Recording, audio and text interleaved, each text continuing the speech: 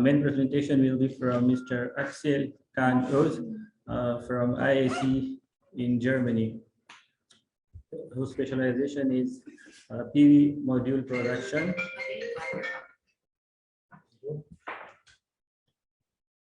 So, can I share my screen now? Yes, can you do it? Okay. I am trying. So.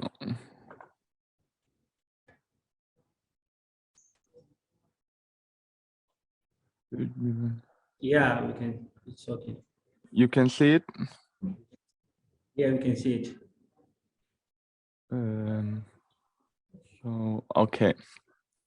Thank you. First of all, thank you for this opportunity to give you a brief introduction what we do in module manufacturing. I'm Aksel Kaan Oz, working at Fraunhofer ISE for 5 years now in module production and encapsulation materials. So I want to start with our agenda. So first introduce my company and then give you a brief introduction to module manufacturing, how we do quality control on the modules we built here, and then talk a little bit about our latest publication at this year's AUPVSec. So the Fraunhofer company is located in Germany, has more than 30,000 employees, and has 76 different institutes and research units all over Germany. So, and we as Fraunhofer ISE are located at the southwest corner of Germany in Freiburg.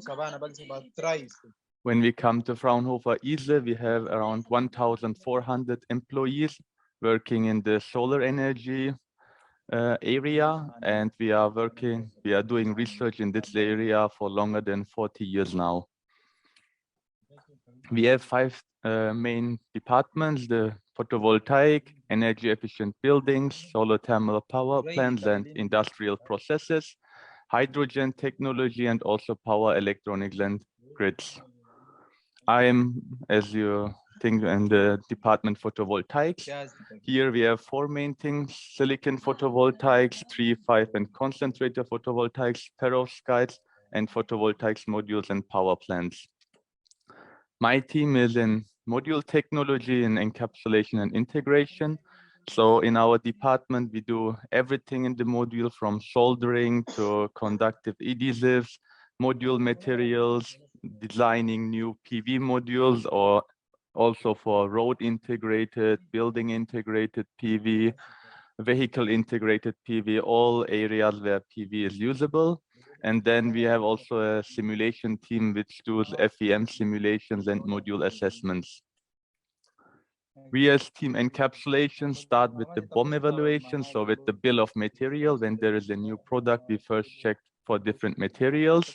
Then we try to find new processes for these new materials. And lastly, we do module characterization and test the modules. So the basic steps go from material screening. We look for the transmission rates of materials. We analyze the chemistry. We look at which temperatures we can laminate this material, and also look for mechanical properties. Then we make a first lamination process and do visual inspection, peel test, scale content test, IV and EL measurements. Once we see that the process is working, we try to optimize it while, for example, trying to shorten the process that it's more feasible in the industry and so on. And at the end, we do long-term reliability tests at our aging chambers together with the TLPV and give a statement about the BOM if this bill of material is usable or not. When coming to module manufacturing, you can see here the process flow. In a usual PV manufacturer's site, first the glass is loaded to the machine, and then the encapsulant material is cut to the right sizes and placed on the glass. Then the cells are splitted, for example, for half cell or single cell, however the type is. Then the cells are interconnected, the string layup is put onto the module, then the cross connectors are soldered, and next step, the encapsulation material is put to the back side. And then whether if it's a glass module or glass backsheet module, the rear side is loaded on the module. Then it goes to the lamination chamber where it's laminated, goes through multiple steps. I will explain them later. At the end, the edge trimming is done and the frame is mounted to the module. Then the junction boxes. At the end, the potting and curing of the module. And then quality control, many module manufacturers have IV measurements in line. Then the module is labeled and is ready to be sent to different markets. Here, for example, at module manufacturing, we can see a simple module with its different layers. So on the front side, when we go from front to rear side, we have the frame, then we have the front glass, the encapsulation material.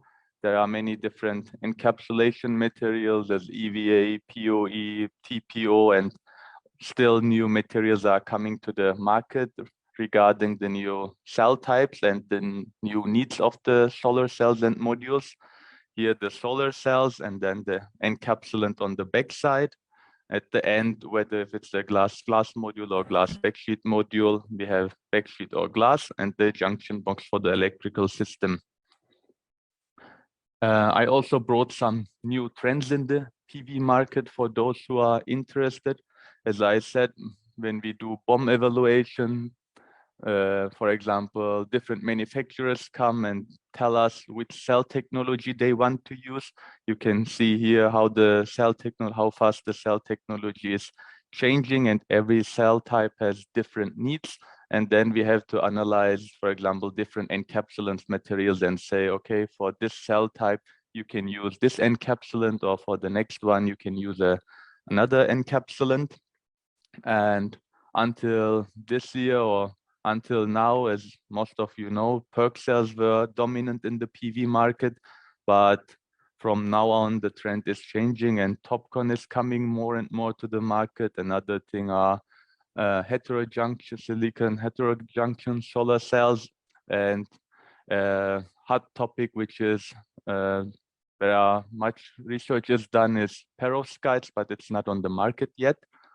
And with the trend in solar cells, you can also see that the encapsulants are changing. For example, for PERC cells, EVA was enough, I would say, and therefore the market was dominated by EVA.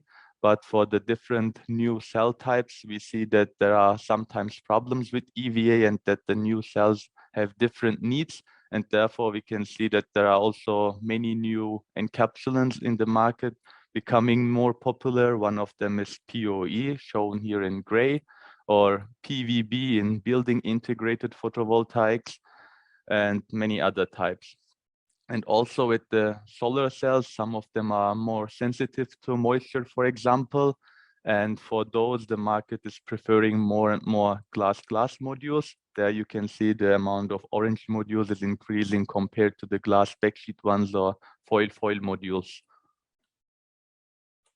Here, this is the laminator we have in our laboratory here.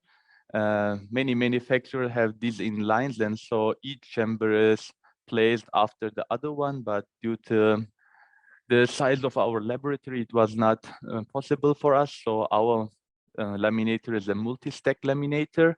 At the bottom, we have the cooling press here. On top of that, we have this insulation chamber between the heat press and cooling press so that there is not much temperature loss in between.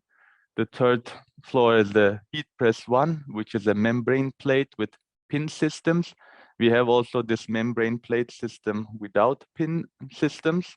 And on top, we have a plate chamber with no vacuum. This is more suitable for glass modules because you have the heat transfer from both sides through the plates.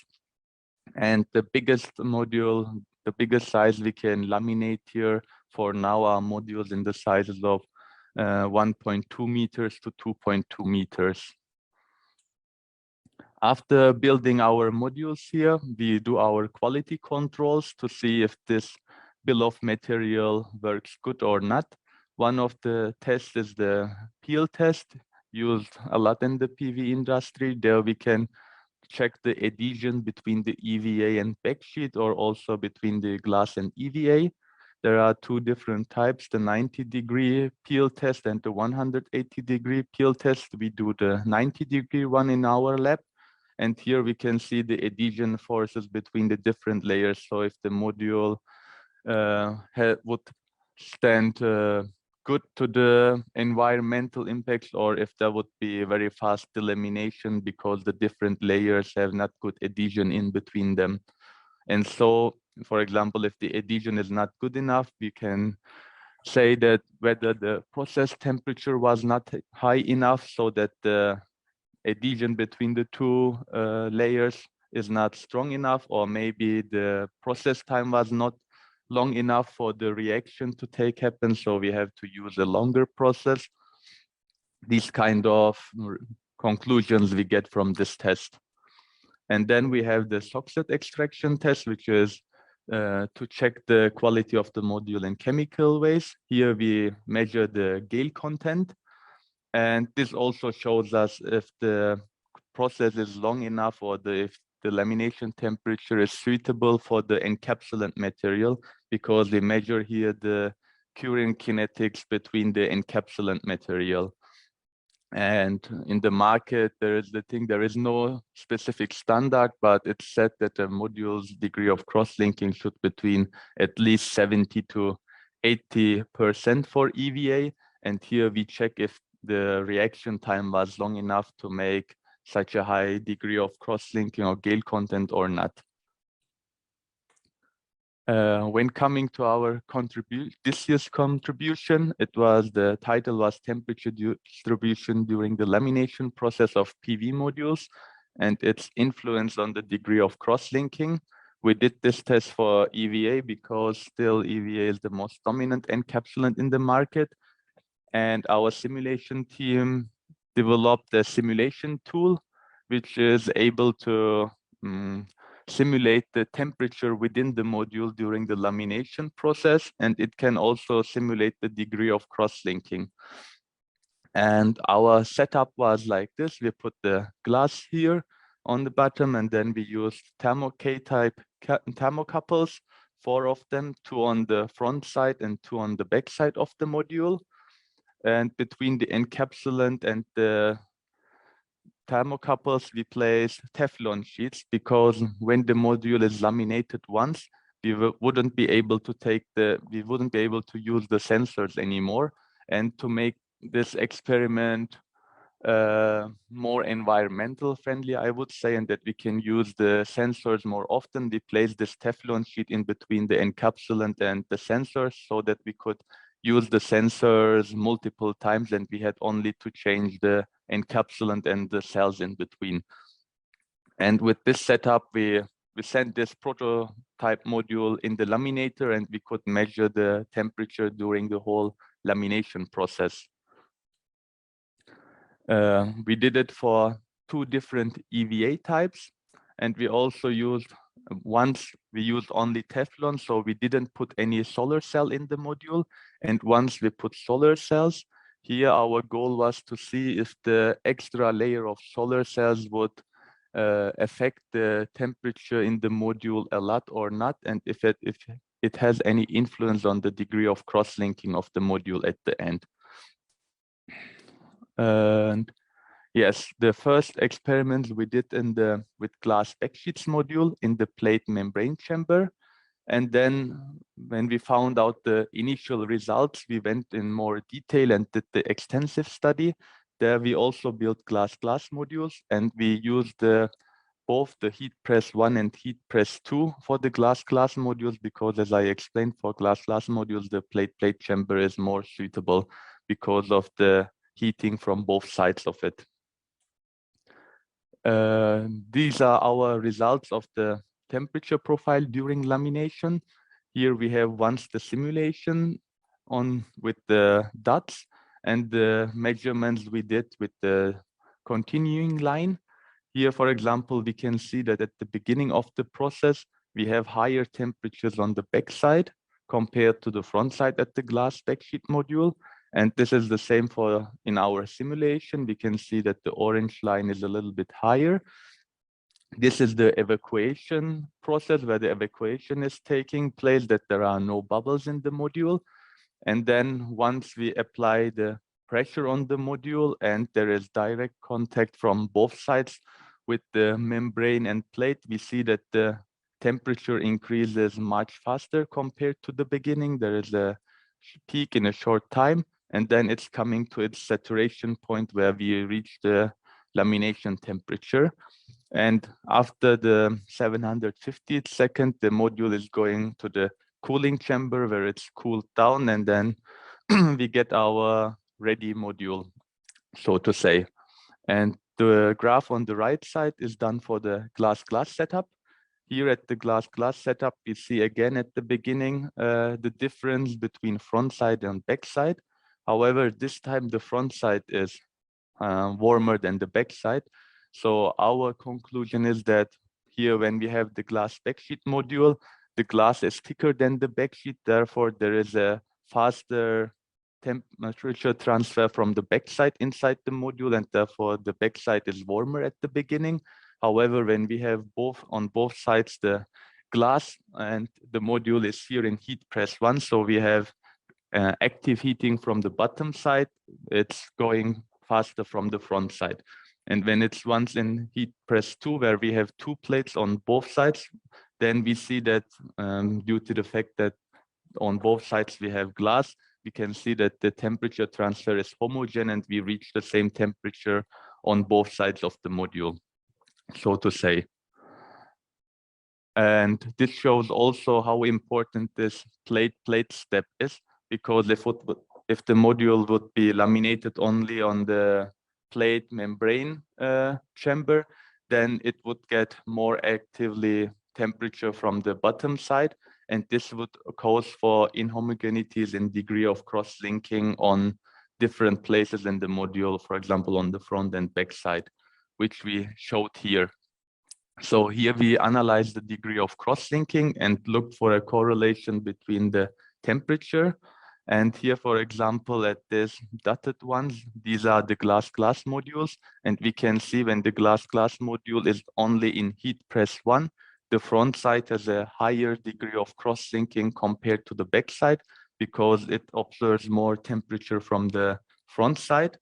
However, when we use the plate chamber, as in the extensive study, we can see that the module is heated from both sides and the degree of cross-linking is almost homogeneously on both sides. And on the setup, I said we built once modules without cells, and once we included cells to see the influence of solar cells.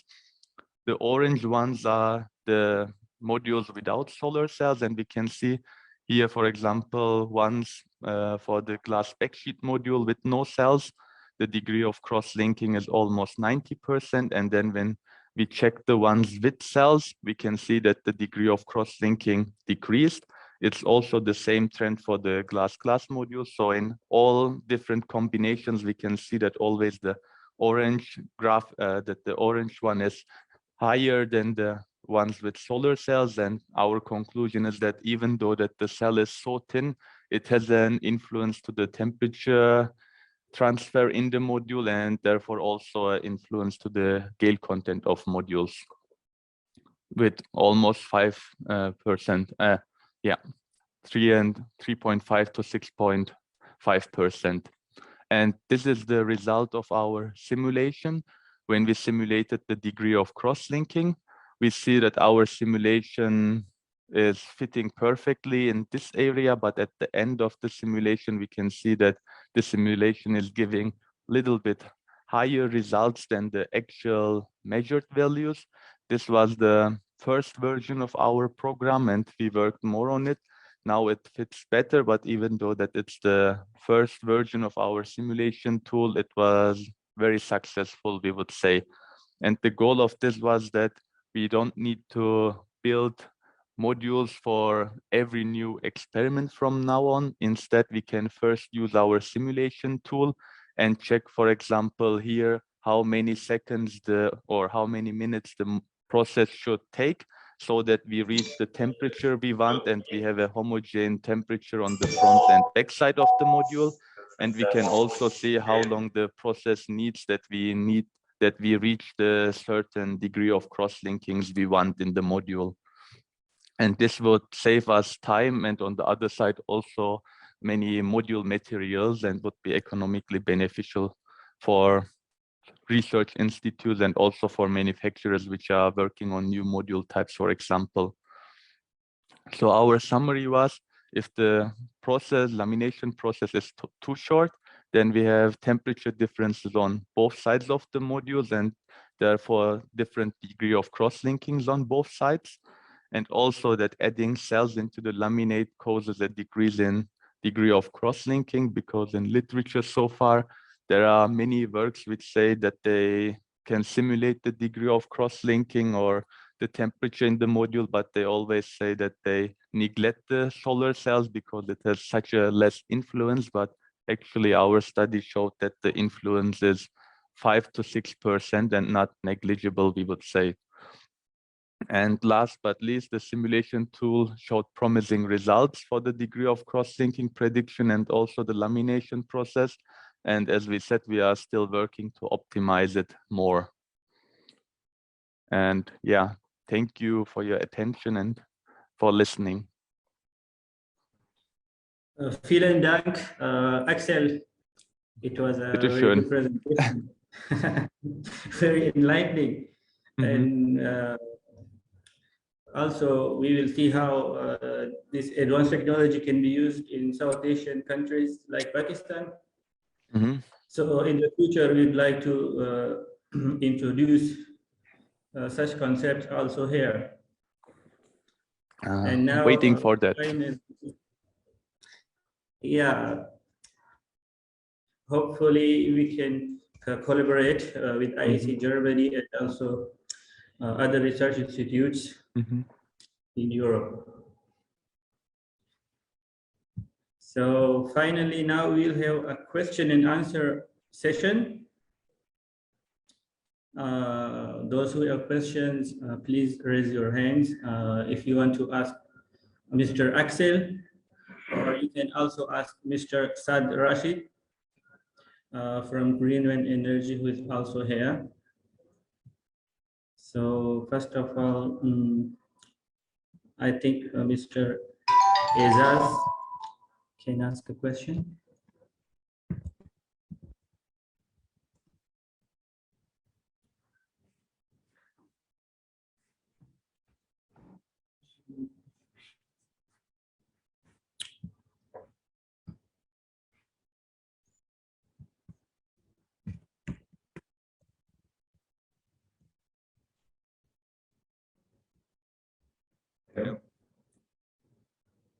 Yeah, we can hear.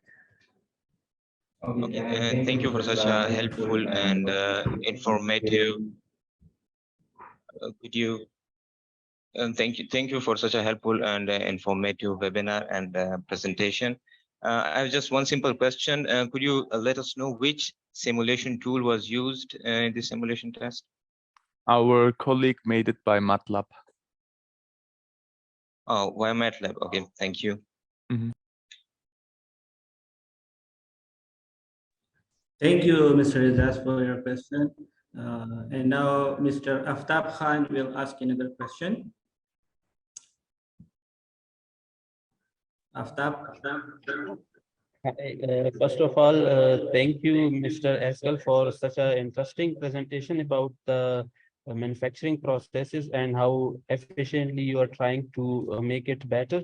I have a question regarding the layers you showed in the last few slides. You showed us the layers of a solar panel. I wanted to ask just about the sensors, like what type of sensors are used in those layers? Thank you. You mean for the temperature measurement, right? Yes, I just want to know what are the function of these sensors, or what do you measure with these sensors? Yeah. So these sensors are key type thermocouples. So we measure the temperature, And we used it here. So to see, we want the same temperature on both sides so that the degree of cross-linking is same on both sides and not one side of the module is good and the other one is bad. And therefore we place the sensors on the front and back side of the module to see at which point we have the same temperature on both sides. For example, if the process would be only 400 seconds, then we wouldn't reach the same temperature on both sides and the degree of cross-linking on both sides would be different. And to see how long the process should be to optimize the process length, we put those sensors to see the temperature when we reach the same temperature, basically.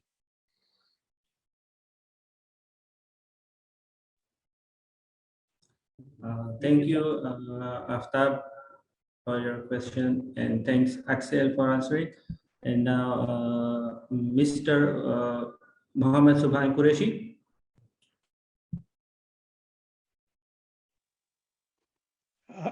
Thank you, Dr. Aksel. I would like to know whether you have calculated the comparative cost of the unit and comparative the quality standards, because Pakistani market, it is already flooded with items from China and other areas. What is the scope of German products for Pakistani market? I'm not sure if I get the question right. So the cost of this thing you are asking? Yes, yes. Cost of the units, cost of the devices, and comparative quality control as compared to other companies from other regions, for example, China, Chinese product and German products. The quality standards and the difference in the prices. Because okay, the higher prices prevent these products to come into Pakistani market. That's right. In my team, as I said, we are module manufacturing and encapsulation, so we have not much to do about this. We have different teams which are, for example, doing life cost assessment and other simulations regarding the long-term efficiency and if the modules would make sense to make such good modules and so on. So that's the thing of another department, I would say. I'm sure at Fraunhofer another department would do this, as we are 1,400 employers and so many departments, but for our study, we didn't do such thing. Okay, for your team, I would like to suggest that these equipment be tested under Pakistani conditions. In Pakistan, we are having elevations from sea level up to several thousand meters, various areas, and the various temperatures ranging from 45 up to 20 centigrade, and there is the dust particle, the environmental pollution. So would you like to test these equipments under Pakistani conditions in collaboration with Green Energy? If there is such a collaboration and maybe the economy for this, we would do it. But we are a company usually doing research with the German energy ministry thing. And those are more focusing on modules in Europe and for the European market. We are also doing industrial things. For example, if company from the US or Middle East is coming and we have a project together, which is also financed, then we are also looking for such things. But so far, we have no collaboration, I think, with any company from Pakistan or that region. And therefore, we didn't check these things and these circumstances before. We usually focus more on the European market and work with companies from there. And my opinion is that Pakistan is a great market with 240 million people. And adjoining are the Afghanistan, Iran, and other areas of the region and the Central Asia. So for this market, you can test this equipment in Pakistan, and Green Energy, our company, is ready for collaboration with your company. That's great. Yeah, as I said, we are a research institute and we are not building and selling modules, but more the companies are coming. For example, some projects we do, a company is coming and saying, I want to sell modules to this country and this market. What should I take into account and how should the module look like? And then, for example, our design team is looking for the circumstances in that country and is building a module suitable for that country. But for that, the industrial manufacturer or a company has to come to us and say, hey, can you develop a module for us for that country? So if Greenvent Energy wants to build modules in Pakistan and is coming and ask us for help, how the module should look like and which circumstances it should survive in Pakistan, then I'm sure that our department would look for all the circumstances there and try helping developing a module for there. Yes, that would be great. We can go for collaboration or an agreement, and Mr. Irfan, he will work on this agreement.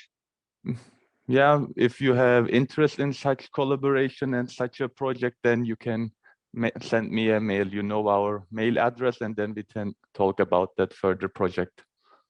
Thank you. You're welcome. Yeah, sure. Thank you. And we'll take another question from Mr. Fahad.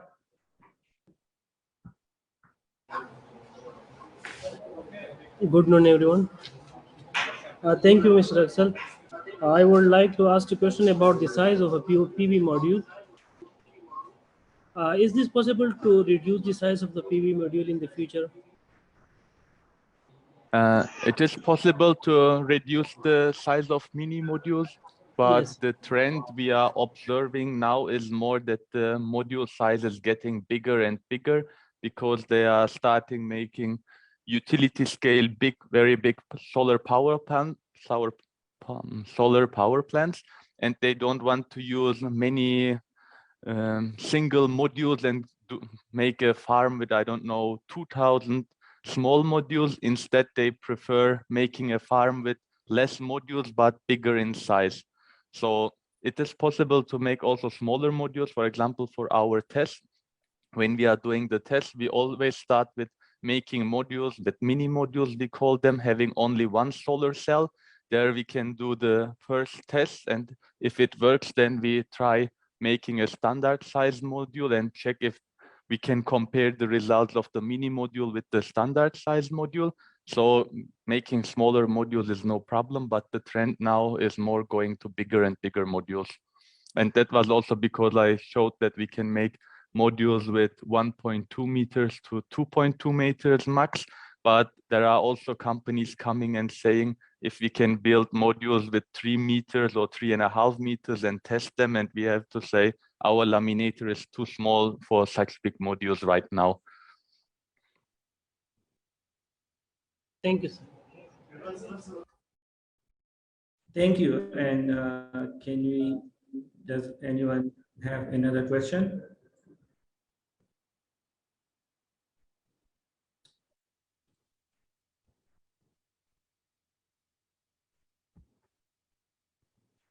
Okay, thanks. I think now we'll have a closing session and some closing remarks by Professor Mohammed Subhan Qureshi.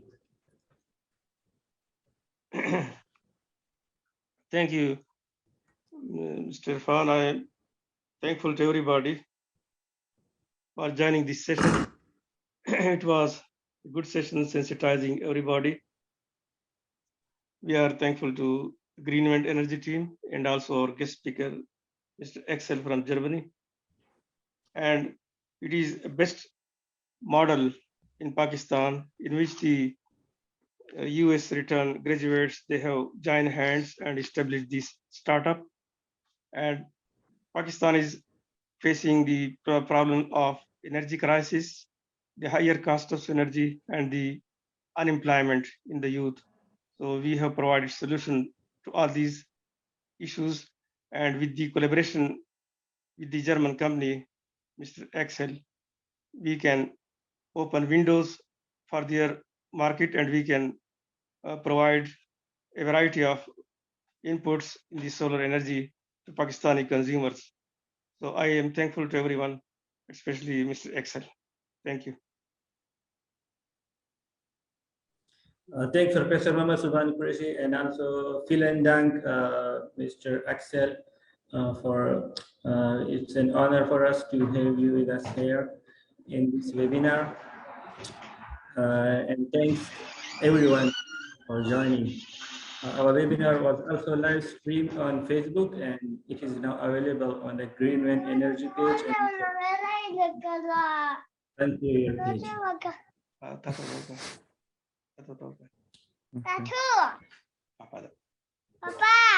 Okay, thanks. That's all today. Thank you. Have a nice day. Thank you, Irfan. Thank you, Aksel. Have a nice day all. Thank you very much. Thanks, everyone. Bye.